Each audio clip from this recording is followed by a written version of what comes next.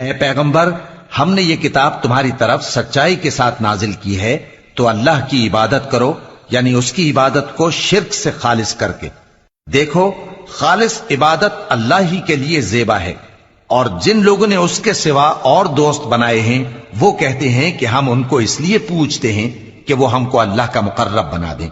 تو جن باتوں میں یہ اختلاف کرتے ہیں اللہ ان میں ان کا فیصلہ کر دے گا۔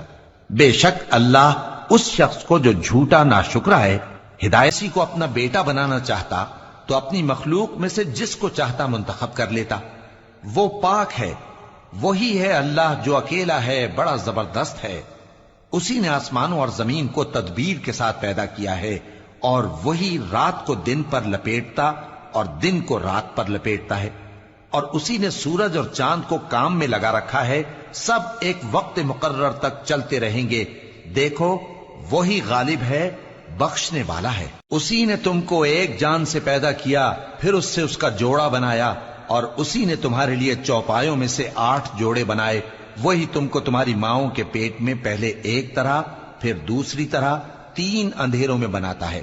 یہی اللہ تمہارا پروردگار ہے، اسی کی بادشاہی ہے، اس کے سوا کوئی معبود نہیں۔ پھر تم کہاں بہ کے جاتے ہو؟